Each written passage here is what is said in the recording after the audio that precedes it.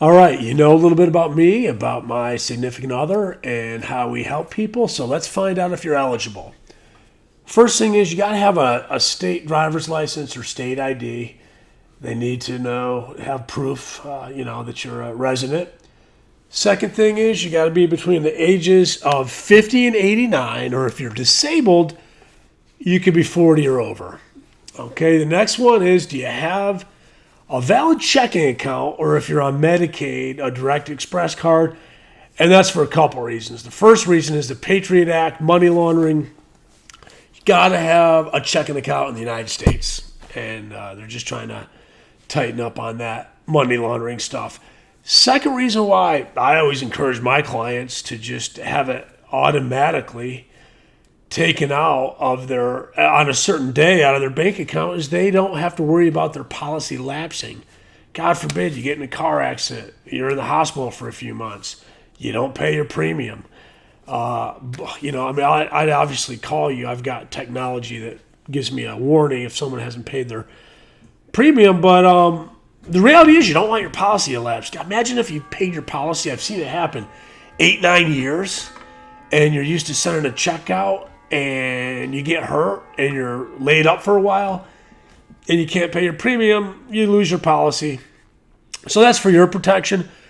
Last thing is, this is income-based. You need to make less than $70,000 a year in income. All right? So, congratulations. You're eligible. What we're going to do now is we're going to see which program you qualify for.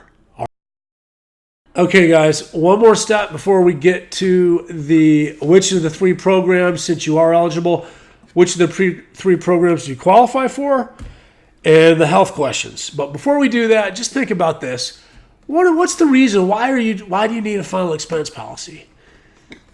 The overwhelming majority of you just have nothing in place. Your term insurance or your group policy with your employer, you thought it came with you, it didn't, or you had the bad kind of insurance where the premiums went up every year. Bottom line is you got nothing in place, and if you die tomorrow, someone else is going to pay the whole thing. Usually the kids. Second reason, I do get that quite a bit, they just want to add a little bit to their policy. They took the policy out 10 years ago. They see the inflation. Everything's going skyrocketing as far as inflation. So they might pick up $3,000 or $4,000 just to cover inflation. And third reason is grandkids. They want to leave a little bit extra. Okay? So, which of those three do you fit in? Okay, so you're eligible. What do we do now? Well, couple things. We need to find the right funeral insurance company that's the best fit for the health issues you have. And what do I mean by that? Well, let's take a look here. So every life insurance company, they look at the answers to the health questions differently. And their final price, according to their specific guidelines, their final rate is dependent upon, let me give you an example. Last week, there was a guy that had COPD. He didn't have oxygen. He didn't take oxygen. He took, like the asthma sprays and the inhalers. And he said, the only thing I can get is Colonial Penn, guaranteed acceptance. Chris, they won't, if I die the first 2 years, my family gets nothing. They just send the premiums back. Is there anything you can do? Can you find me something different? And I looked at a couple companies. One is Sentinel Security. If you have COPD and it's under control and you don't take oxygen, they'll give you a level rate. What does that mean? You get insurance from day one. Other companies like Royal Neighbors, great with diabetics. Always get a preferred rate with them. So different companies have specific guidelines, okay?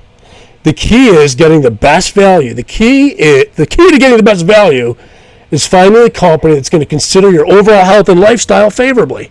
For instance, Prosperity, great with smokers. They don't even penalize smokers. It's almost like the same rate. My job is to match you with a company that's going to give you the best value. And I'm going to show you how we do that right now. Okay, guys, we are at the health questions. So up here, you can't see it. They ask you if you smoke tobacco. Questions, that's question 1. Questions 2 through 7 are the knockout serious questions. We're talking AIDS. We're talking Alzheimer's. Have you had heart surgery, stroke, or heart attack in the last 18 months? Cancer. Serious stuff. So just remember, if you answer yes to questions 2 through 7, you will get what's the third. It's the third state-regulated program. It's at the bottom, called Guaranteed Acceptance. You're immediately accepted, but here's the problem. If you die within the first 2 years of the policy, of it being issued, your wife, kids, whoever the beneficiary is, will not get any death benefit, but they will get their premiums back. All right? Think of Colonial Penn. They're more expensive than the graded or the preferred, but you get insurance immediately, and you just hopefully you don't pass away in the first 2 years. Otherwise, your family gets the premiums back, but they don't get the death benefit. All right, that's just something you want to keep in mind. And so what we can look at now is this: questions 8 and 9. Questions 8 and 9, you can answer yes to these and still get a graded death benefit. All right, and what they ask is, have you had stroke, heart attack, cardiomyopathy during the past 24 months? Have you had heart surgery, pacemaker, valve, any angioplasty, bypass? So if you have, you get the graded benefit. Graded benefit, if yes to either of these questions, you get a graded benefit. It's got a 2-year waiting program, but the good news is that a lot of these companies will pay 30% of the death benefit if you die in the first year, 70% of the benefit if you die in the second year. After the second year, it's 100%. So graded plans are less expensive than guaranteed acceptance plans like Colonial Penn. Now, they also ask, have you had COPD or Lou Gehrig's? COPD is interesting. If you have COPD without oxygen, we might be able to get you something better than the graded. We might be able to get you the preferred rating. So just remember, questions 2 through 7, you can't see them, but those are the knockout. Do you have AIDS? Do you have cancer? Have you had a heart attack? Questions 8 and 9, you can still get pretty good insurance even if you have COPD or you had a heart attack, in the last 2 years. Okay, guys, I just want you to understand real quick. This particular program, the final expense state-regulated program, you can still get a level or preferred rate if you have the following conditions: depression, COPD, type 2, some companies even a heart attack after 1 year. What I just went over is kind of a general, the differences between guaranteed acceptance, which is the lowest, the graded, and then the preferred. But it's not all set in stone. As you can see, look at some of these conditions: heart attack over a year ago, stroke over a year ago, bipolar. There's 2 companies I know of that will give you a level rate. You just got to let me help you, and you got to let